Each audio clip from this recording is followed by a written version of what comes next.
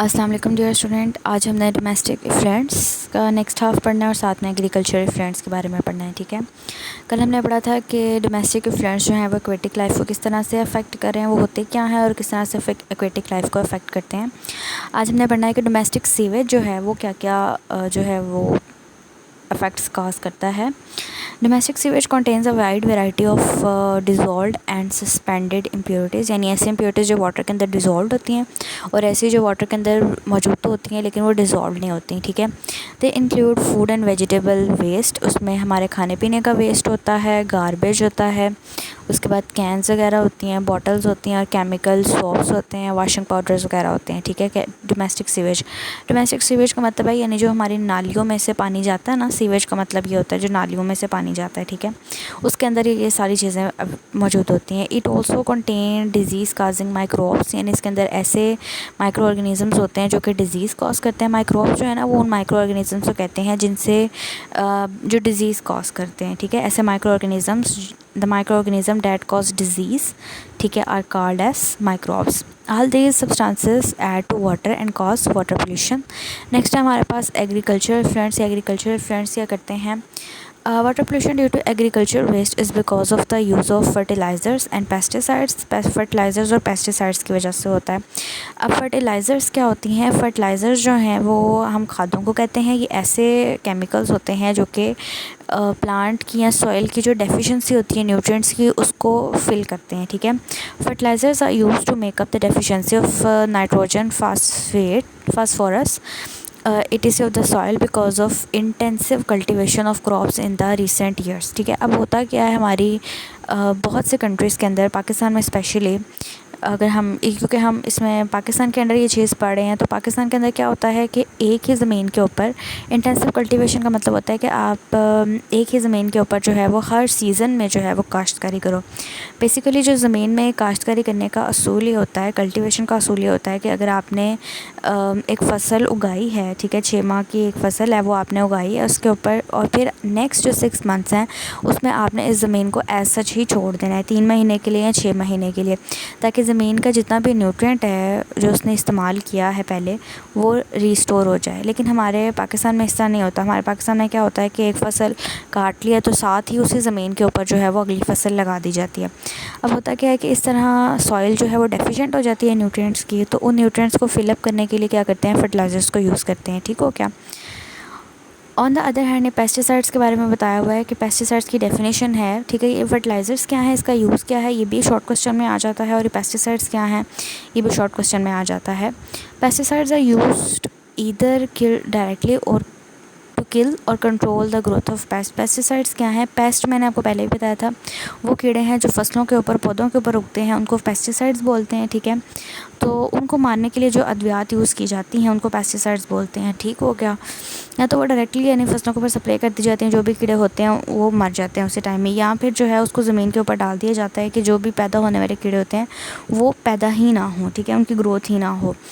Paste में भी, अब पेस्ट में क्या क्या चीज़ें आ जाती हैं? वीड्स हैं, हर्ब्स हैं, इंसेक्ट्स हैं, फंजाई है, वायरसेस है।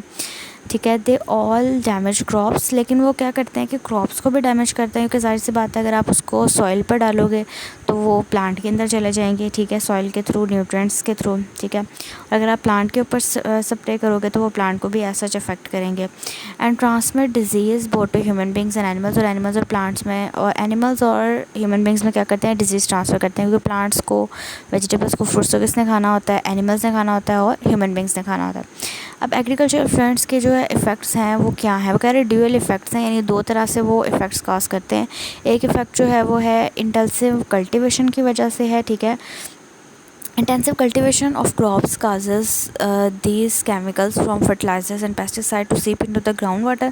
अब मैंने आपको पहले भी बताया कि इंटेंसिव कल्टीवेशन में क्या होता है कि जो सॉइल के, आप एक ही ज़मीन के ऊपर बार बार काश्तकारी करते हो कोई गैप दिए बगैर। ठीक है, और उससे क्या होता है कि ज़मीन के अपने केमिकल्स ख़त्म हो जाते हैं, फिर हम फर्टिलाइज़र्स देते हैं और पेस्टिसाइड्स उसके ऊपर स्प्रे करते हैं बचाने के लिए उसको, तो क्या होता है कि वो केमिकल्स पानी के थ्रू कहाँ चले जाते हैं, ज़मीन के अंदर चले जाते हैं। इसको बोलते हैं लीचिंग का प्रोसेस, ठीक है। लीचिंग का प्रोसेस क्या है कि लीचिंग में ये होता है कि छोटे छोटे सुराखों के थ्रू जो है ना एक चीज़ किसी दूसरी चीज़ के अंदर जाना शुरू हो जाती है, ठीक है। The high nitrate content in ground water is mainly because of the irrigation run of from the agriculture field. तो कह रहा है कि वाटर के अंदर जो नाइट्रेट का हाई कंटेंट है वो इसलिए है क्योंकि फर्टिलाइजर्स, आपको पता है मोस्टली नाइट्रोजन फर्टिलाइजर्स को यूज़ करते हैं पाकिस्तान में, ठीक है। तो उसकी वजह से नाइट्रेट आ जाता है हमारे ग्राउंड वाटर के अंदर, और वो क्या है इरिगेशन की वजह से। इरिगेशन क्या है, आबपाशी को बोलते हैं। जब आबपाशी करते हैं तो जितना पानी फसलों को चाहिए होता है वो इस्तेमाल कर लेते हैं, और बाकी क्या करते हैं हम उसको रन ऑफ करवा देते हैं वहाँ से, ठीक है। तो उसमें क्या होता है नाइट्रेट का हाई कंटेंट होता है। सेकेंड जो इफेक्ट है या कॉज है वो क्या है कि run of from the agriculture land. Agriculture land से जो पानी निकलता है जहाँ पे फर्टिलाइज़र्स भी यूज़ हुए हैं और पेस्टिसाइड्स भी यूज़ हुए हैं, ठीक है, वो कहाँ पर एंटर हो जाता है, वो पॉन्ड्स में चला जाता है, स्ट्रीम्स में और रिवर्स में चला जाता है। अब इस पानी के अंदर नाइट्रेट भी हैं और फास्फेट्स भी हैं, क्योंकि हम या तो फास्फेटिक फर्टिलाइजर्स यूज़ करते हैं या फिर नाइट्रोजनस।